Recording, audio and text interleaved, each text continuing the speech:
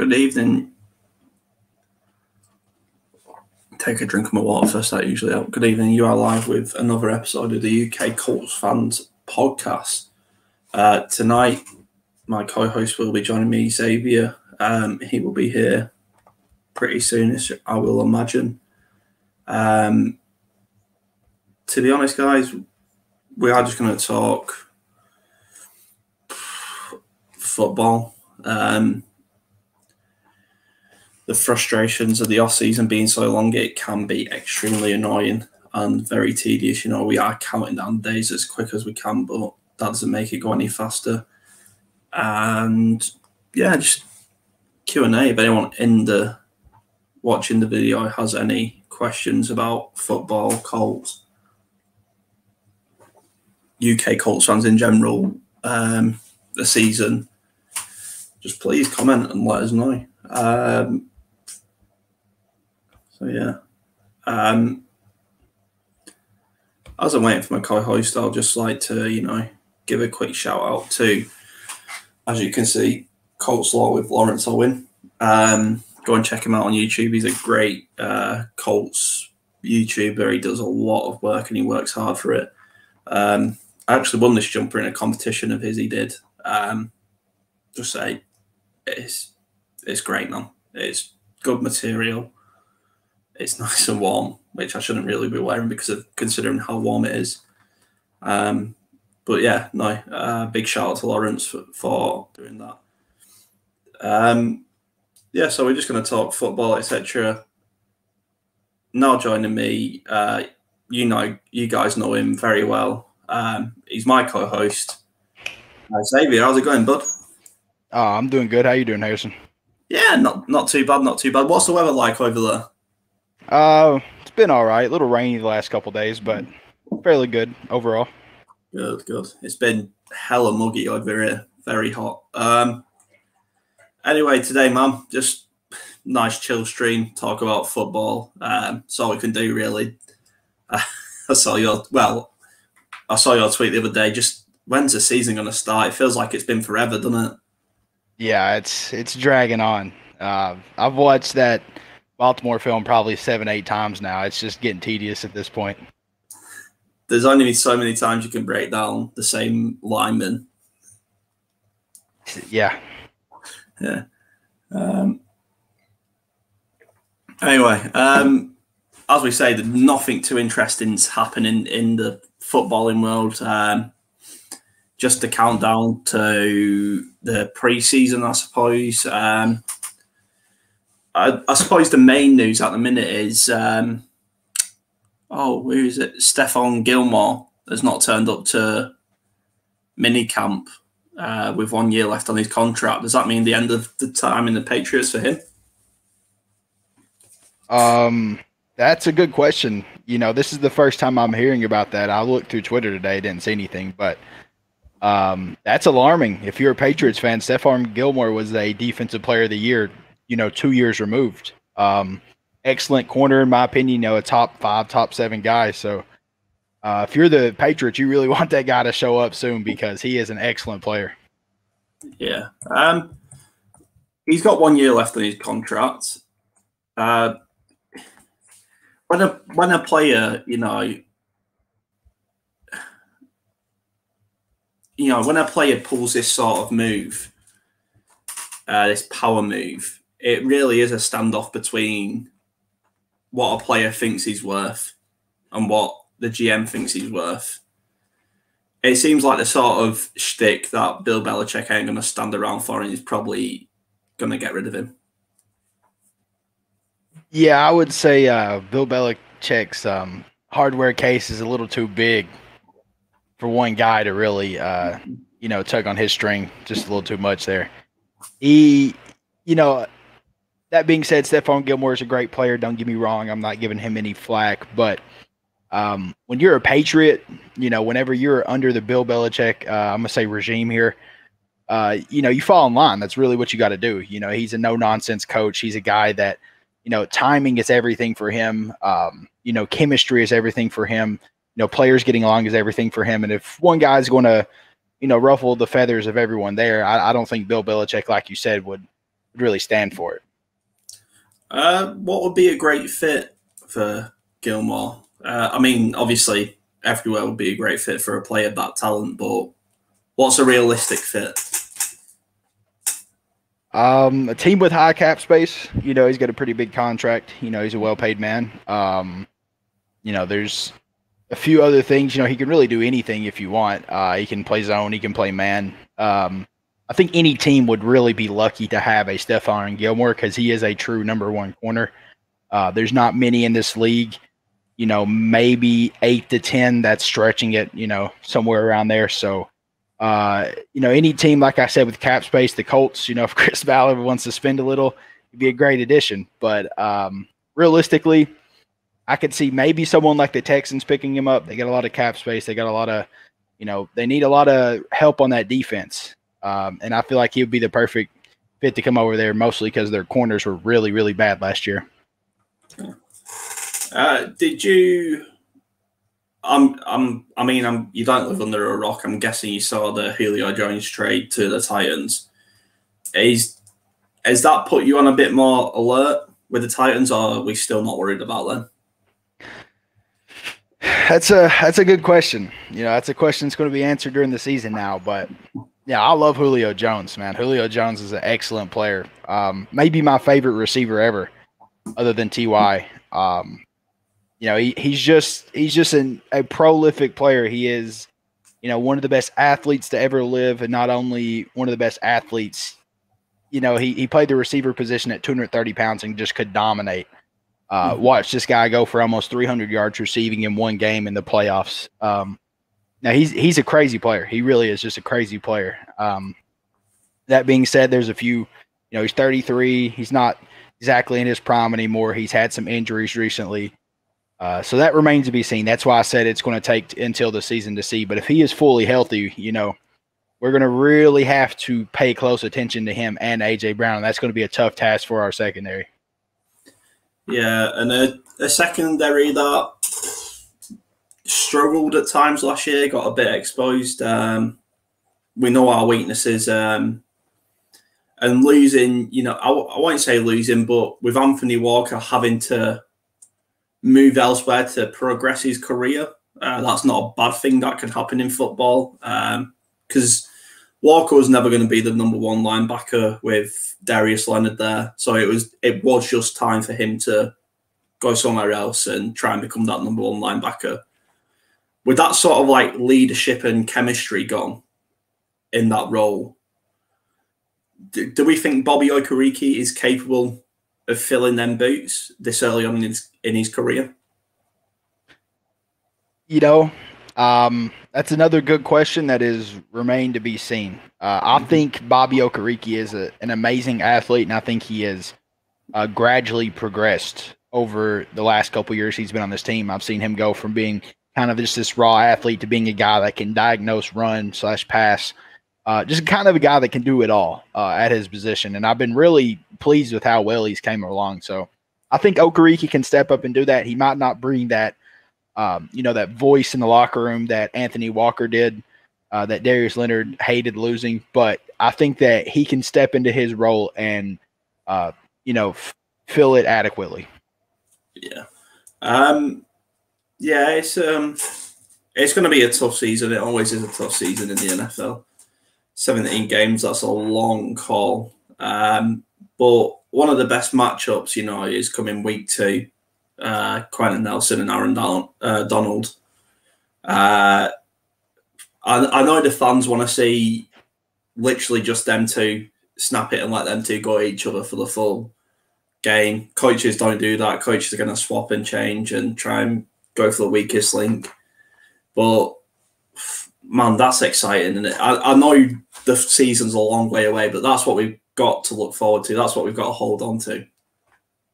Yeah, this is like, how do I put this? It's like Kratos versus Zeus. This is just an amazing matchup. This is going to be the matchup of the year, in my opinion, when it comes to trench warfare.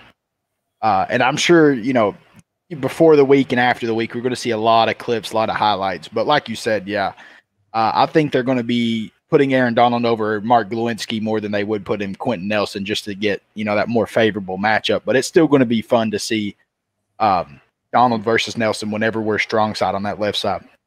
It is.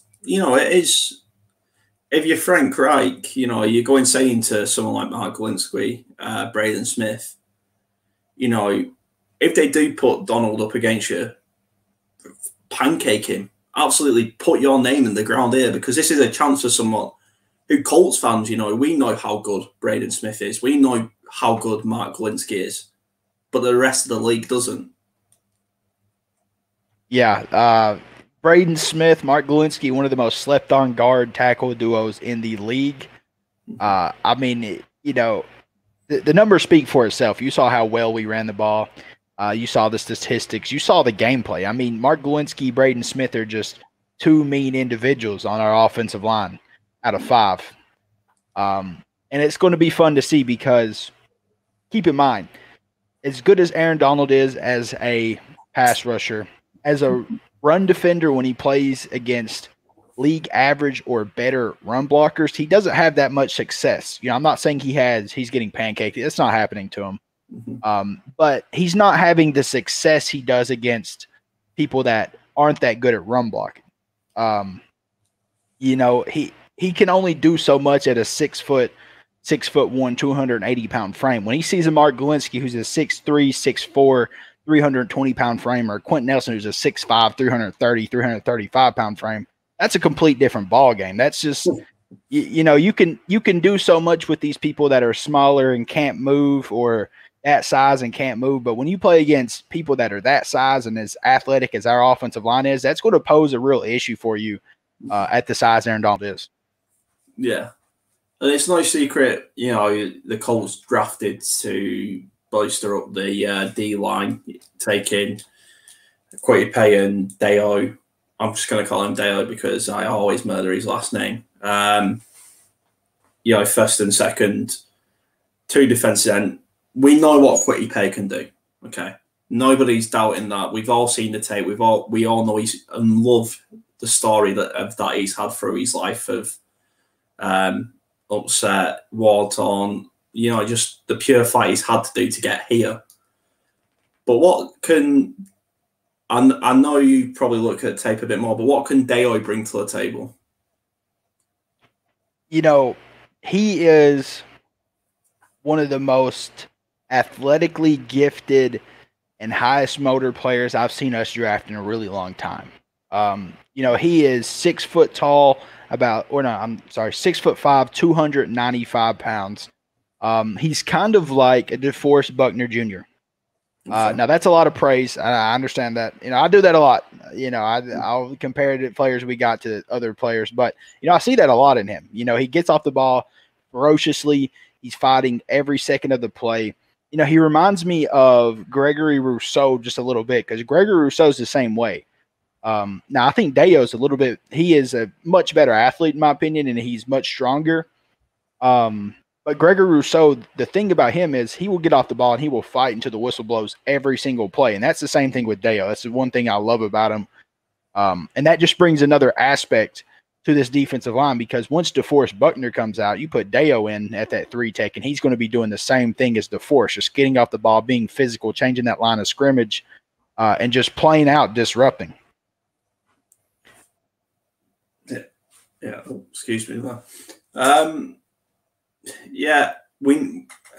The thing is, there's a lot of guys who I still feel are slept on by the league. One of those being, I know you absolutely raved about this guy last year, but Grover Stewart had a monster year, and especially funnily enough against the Ravens, he played amazingly.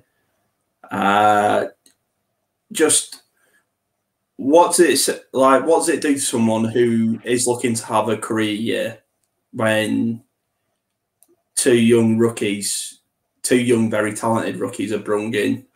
Does that knock his confidence a bit, or does that just make him do better?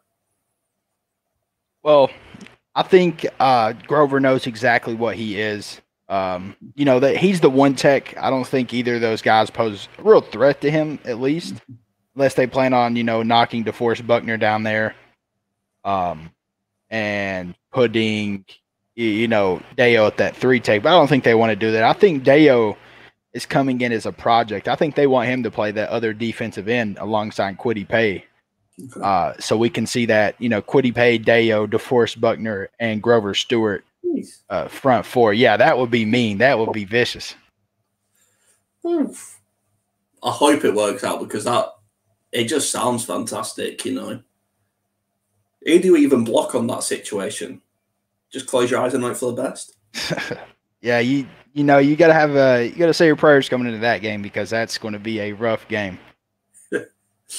Going into the season, 3 quarterbacks. Last season, it looks like we're going to be taking 3 quarterbacks into this season. It was a weird draft pick, but the show I did with the educated fans guys last week were saying, this is 1 second. This is what's the right way of putting it? Oh my god, I've just completely lost my train of thought.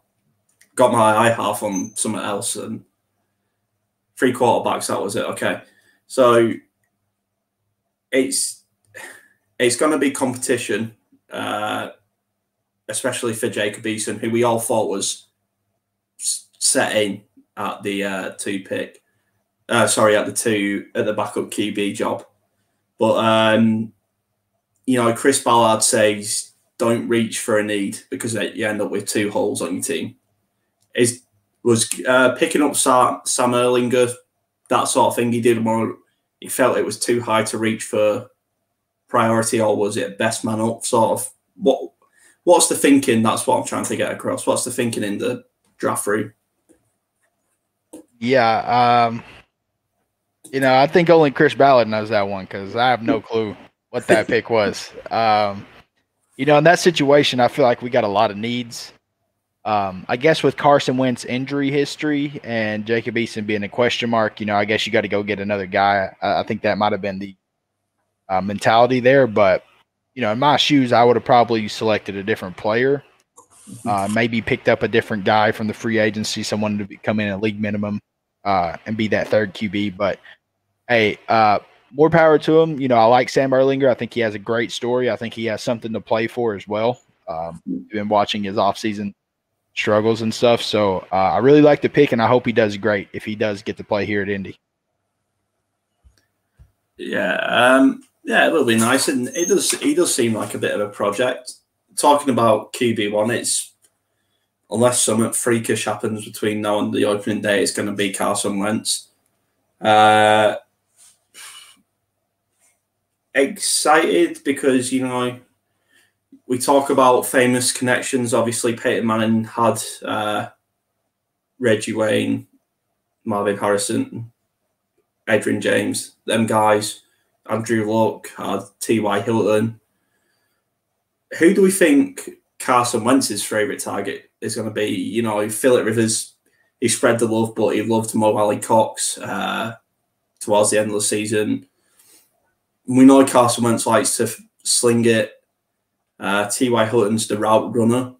But when you've got a target like Mike Pittman,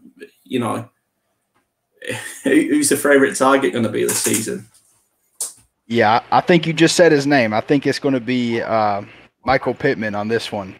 If you look at the roster when they won the Super Bowl, they had a few players on that team. Of course, they had Zach Ertz. It's hard to replace Zach Ertz. I get that. But at the wide receiver position, they had another guy very similar to Mike Pittman that was their number 1 receiver. A big physical 225, 230 pound, 6'3" guy that can high point a ball, that can make a contested catch over the middle, not scared to take on some contact. And I think him and Michael Pittman will really, really bode well together. Another fact about it is too, I saw a lot of film, a lot of PA releases of just Michael Pittman and Carson Wentz working together. I think they really have a kind of a bond going at this point. I think they're going to do really well together next year. Yeah.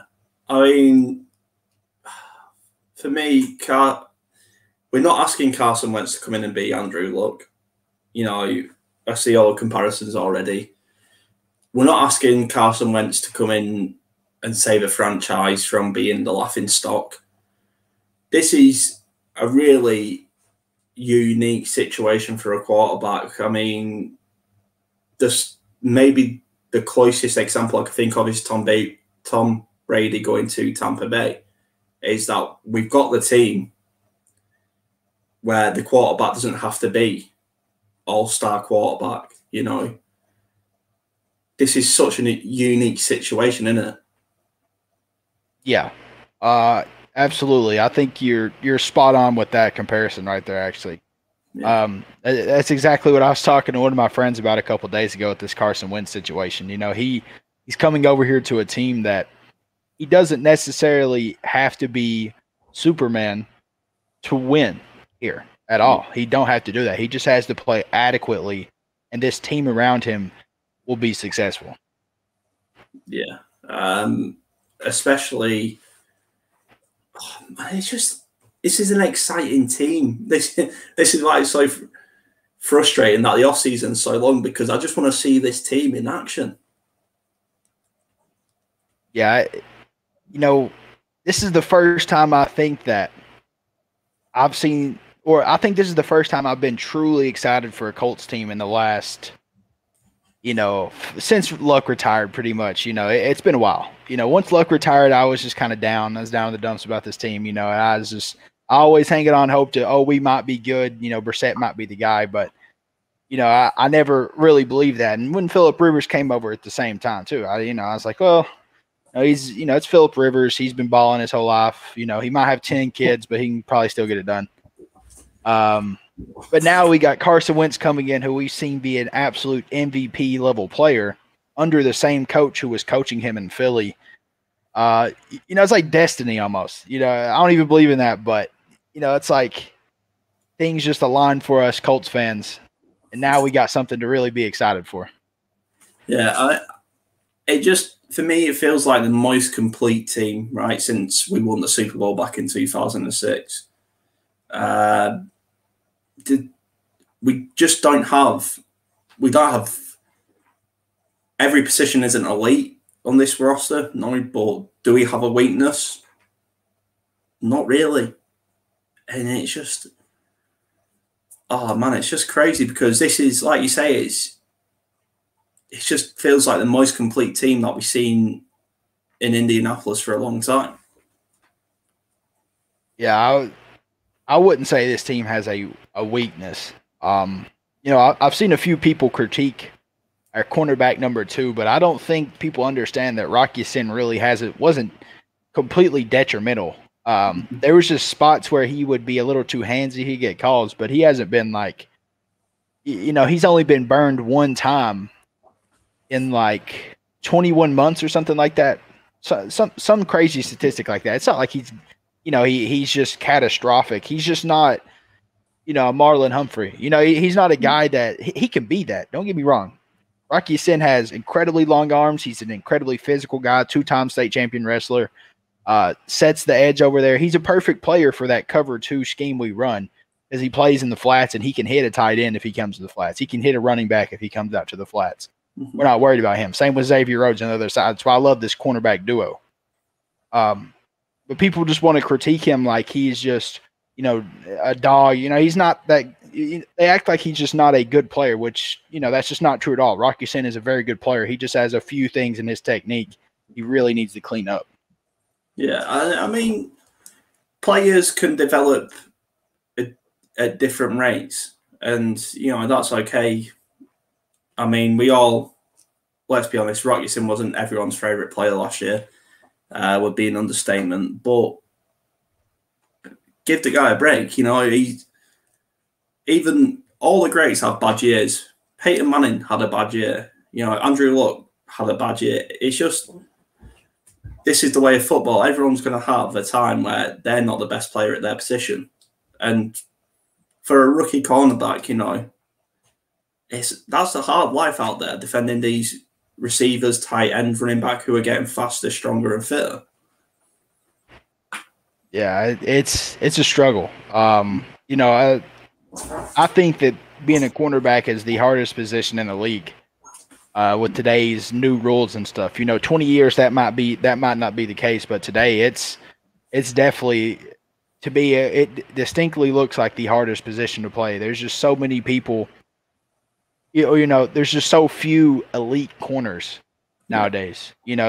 Like I said, there's maybe 8 to 10 true number one corners, and then the rest of the league is just struggling along in their secondary. Hopefully their safeties or depth can make up for it, but that's about it. You can only do what you can with what you have. Yeah, that's just, how do you cover someone like DK Metcalf? It's crazy, isn't it? And I had this conversation on a show I appeared on as a guest, but I look at every position in the league and I think maybe just like I could probably make one play in every position in the league. I could probably make one play. I'm not saying it'd be a great play, but I'm saying if I was a quarterback, I reckon I could get a pass off eventually. I reckon if I was an offensive lineman, I could probably just get in the way enough, not do anything good, just get in the way enough to stop that guy getting to the quarterback for one play. But DB, cornerback, I feel like I could just not defend against someone like Travis Kelce, for example. These guys who are just freak athletes, just how do you defend them? Yeah, it's a tough task. Any corner that is just told to match up with Tyreek Hill or DK Metcalf, like you said, or any elite receiver in this league it's just almost impossible. Today's rules, it makes it almost impossible. Such little contact can result in a flag. Again, Rocky Sin's biggest issue was he would get a little too handsy down the field. He'd draw a few flags, but sometimes you have to do that to prevent a touchdown. If it's either give up a touchdown or take the flag, some scenarios you have to just take the flag because you really can't do anything with these great athletes at the receiver position today. Mm-hmm. I mean, it's been nearly 30 minutes now. We still haven't talked about the Colts' best asset going into next season, and that's the run game. Everyone knows the Colts can run the ball. It's been the worst kept secret for a while now that the Colts are good at running the ball. And with hopefully Marlon Mack returning, the pickup of Eric Fisher, it's just got better. Yeah, it's we might have the best run game in the league this year, hands down. I think we have the best running back group with just Marlon Mack, like you said, Jonathan Taylor, and Nyheim Hines. I think that three-headed monster right there is going to be really tough to stop for any defense out there, any front seven. I don't care who you are, Steelers, Browns, whoever you want to be. It's going to be a tough task to stop them. I mean, Nyheim Hines is the type of running back that we could play the 22 formation and have Nyheim Hines out wide. We could generally have 3 running backs on the field and design a play that works for all 3 in that one play. Yeah, we saw that a couple times last year with JT and Hines. We know Reich has no limit to creativity. We've seen him, draw up some pretty crazy stuff. So if that happens, I really wouldn't be too surprised about it. Yeah. I mean, probably one of the bigger questions going into the season is Frank Reich. Obviously, after the Buffalo game, there was a lot of people calling for his head, which happened. He's got to gamble. Sort of, he's damned if he didn't, he damned if he did sort of game. And before we talk about Frank Reich quickly, that Buffalo game just seemed like a game where everything bounced in Buffalo's favor.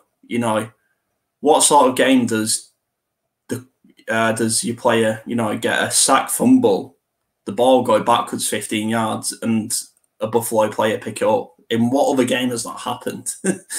And Oh, I'm still sore now thinking about it. But no, Frank Reich, obviously, questions over him. He's banked pretty hard on Carson Wentz being his guy. Yeah, I think Frank Reich has a lot of belief in Wentz. And that's kind of what makes me kind of believe in Wentz as well. I think Frank Reich. I'm kind of a truther for Frank Reich. I know some people are kind of on the fence about him. I think most people do like Frank Reich. Yeah. But I think that the way that Frank Reich believes in Wentz, his ability to play, and we've seen, like I said, we've seen him be great, even though people want to bring up injuries. Last year, his mobility really wasn't his issue. It was just his offensive line and him just trying to be a hero. When I kind of compared it to Phillip Rivers. Phillip Rivers, whenever he played in Los Angeles, whenever they were a bad team, he would play hero ball. He would try to do everything he could to get a win, no matter what, whether he had to hold the ball a little too long, whether he tried to force it into double coverage down the field, and stuff like that.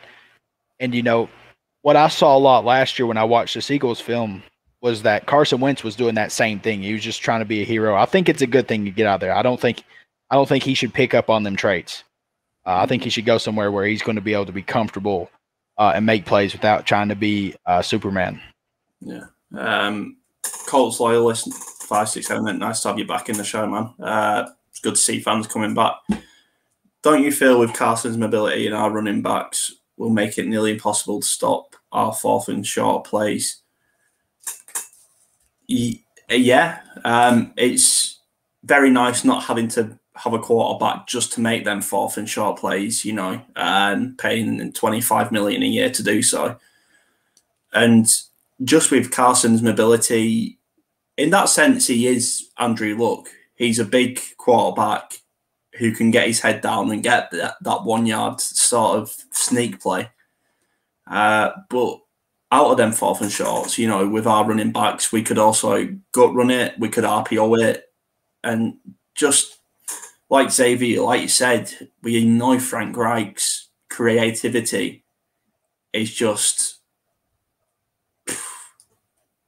it's just, you can't picture it because he always comes up with something new every year. Yeah, he's a mastermind. That's kind of how I see it. He's, whenever it comes to the passing game and being able to be creative and just have one play in his back pocket that he knows will work, he's always got one. Kind of like last year when he lined Nyheim Hines up against the number one corner of, who was it? It's a 4th and 3, and he puts Hines out to the outside, and he tells him to run a slant. He throws right at the number one corner of a team. That was ballsy. That's all I gotta say. That was ballsy. It takes a lot to, it takes a lot to call that play, but Reich believes in what he sees. He sees a lot of things other people don't on film, and that's why I always believe in it. Believe in what he calls. But yeah, what you were saying, it's going to be impossible to stop us. One of our biggest issues last year was just Phillip Rivers' mobility when it come down to 3rd and short, 4th and short kind of areas, because they knew what we were going to do. It's either going to be short pass or run. That was it. Now we can bring in this RPO aspect in that 4th down, 4th and short scenario. It's going to be almost impossible to stop Frank Reich on offense next year. I'm looking forward to it, man. It's nice having we've got a quarterback who we can believe in. Not that people didn't believe in Phillip Rivers, but most people knew it was just going to be a 1-2 year thing. With Carson Wentz, we know it's for the future. We know it's about building this team. And I generally see us as making the AFC Championship game at a bare minimum. This is how talented I believe this team is. Yeah, last year we proved a lot, in my opinion. I think we proved in a huge amount. Just on Frank Reich's side, just with how well he had Phillip Rivers playing at 39. Yep. Because keep in mind, until week 10, Phillip Rivers was really a liability for this team. He wasn't doing much for us. You know, it was like, you know, he might have a decent game against a bad team, but when he played the Browns, he played horrible. And he played the Ravens, he played horrible. You know, up until that last stretch of, 6, 7 games, we were winning in spite of that, man. No hate to Phillip Rivers. I love Phillip Rivers. I bring him up a lot because I think he's a great quarterback. I think he's a Hall of Famer to compare to. It's just he's, a little older. But yeah, I think that what he did last year with who he had at quarterback, what he's been able to produce out of our offense since Andrew Luck has retired has been nothing short of a miracle. I mean, in all honesty. And I think having Carson Wentz back in this team, a guy that's got that like top 8, top 10 arm talent, with some legs under him, it's going to be really fun to watch this offense. Yeah. I'll tell you, I'm looking really forward to watching Desmond Patman. I really want to see more of this guy. He's good friends with Mike Pitt, and he seems like a very talented receiver. I'm not sure if he's going to be, I can't speak tonight, man. If he is a project player, so maybe we'll start seeing him special teams and kickoff returns and stuff like that. And not the meaningless plays, because I don't want to belittle someone's career by saying they only do meaningless stuff, but the sort of no-man lands plays is a better way of putting it. If we've already made the playoffs, there's no point playing all your best receivers in a game. What doesn't matter. But this, is he a hidden weapon? Would you say, is that fair enough? Yeah, I think that's fair. Of course, people got to prove themselves in a full season, but I think that what this offense is capable of next year with all the weapons we have that really haven't been showcased because of lack of arm talent, I think it's all going to come to fruition next year. Mm-hmm. And just looking at our train of quarterbacks that we've got at the minute, Carson Wentz, we know his story. We know he's extremely talented. Jacob Eason has got the arm power of Josh Allen and has been receiving a lot of compliments through his red shirt year to say. We know compliments in training games and half scrimmages are not much to read into, but it seems like they do believe in this guy. And then you got Sam Erlinger, who is that, I want to say he's the sort of Andrew Luck style of play. I'm not comparing him to Andrew Luck. I'm just saying style of play, very similar. If we could really get a tight-knit group out of these three guys, with Carson leading the charge, and we can get Jacob Eason and Sam Erlinger to work together, the Colts are really set for 6 to 10 years, really, at the quarterback position. Yeah, I completely agree with you there. I think that Eason has a lot of talent, a lot of potential. Again, I'm kind of an Eason truther at this point. I've gave him so many compliments, but he is a great player. I think he kind of got the raw end of the deal at Georgia. I understand he went to Washington because he couldn't win out the job, but I think he was still a much better quarterback than Fromm at the time. And I think that point's been proven since he's came to the league. I think that he's in a much better scenario, as well. And I think he's learning from the best quarterback coach in the league as well, in Frank Reich. So I think that he has a tremendous amount of potential. Of course, we know what kind of potential Carson Wentz has, but when we get to Sam Erlinger is like you said, he has that Andrew Luck mentality to him. He has that physicality. Not scared to go get that extra yard, not scared to lower his shoulder, be a team player. And he reminds me of another player in this league, in Taysom Hill. Just a great athlete, plays the quarterback position, could maybe play tight end a little bit, get out there and screens, have him in for trick plays. It's going to be interesting. It really is going to be interesting. I think that Erlinger is going to get a little bit more playing time than people expect just because of how many trick plays Reich likes to do. Yeah. we've been talking football now, 40 minutes. We've been talking Colts football for most of it. The off season is frustrating and long, so it is hard to get content when nothing's happening. But Xavier, did you have anything you wanted to bring up, or anything you've got in the pipelines on your channel, etc., etc.? No, not really. I guess I need to quit being so lazy and put these videos out. I got the film work done. I just have been swamped kind of working and doing other stuff. But with real life. yeah. But yeah, hopefully I'm going to be getting some content out here soon on my channel. If you want to check that out, you can find me at High Octane Analysis on YouTube. On Twitter, I'm the HOA. And yep. Just a quick question from our viewer, Colts loyalist. Do you think Eason has the potential to be a starter in the league with someone? I think he has a potential to be the starter in the league with the Colts. I don't know what it is about this guy, but he's a guy who he came into the league as I was getting into actually researching players and breaking down players and doing it for this, not just watching it from an armchair. Actually studying guys. And this kid is talented.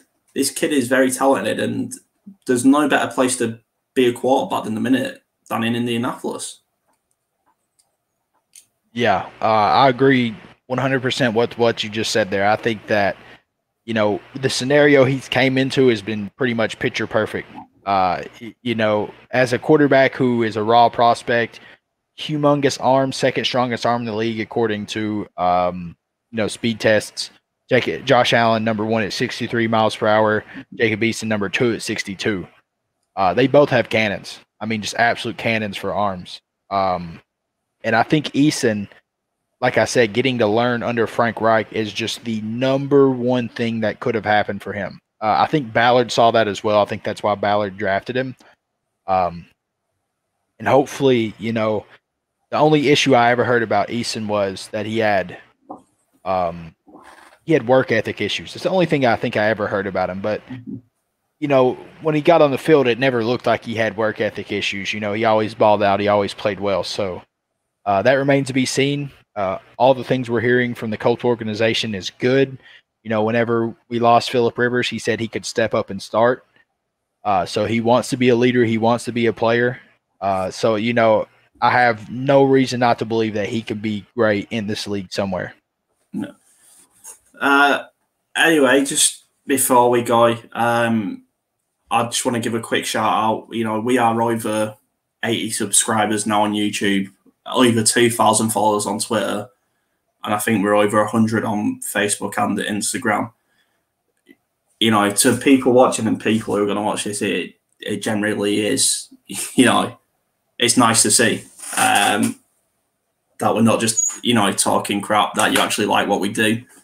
It just means a lot for us guys who, Xavier does countless film hours for not just for UK Colts fans, but for his own channel. You've even done some for Cody and Derek at Bring the Juice and you and other podcasters. And it just means a lot to us that, people are watching. So thanks very much for watching.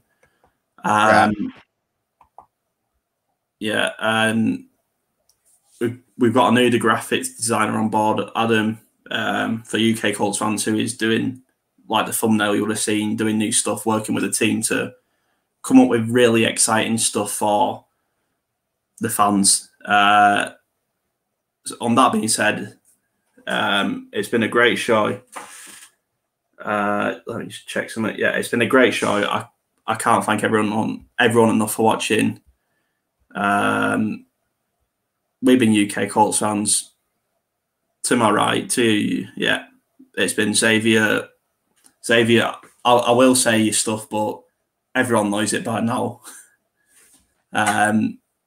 Again, see you all later.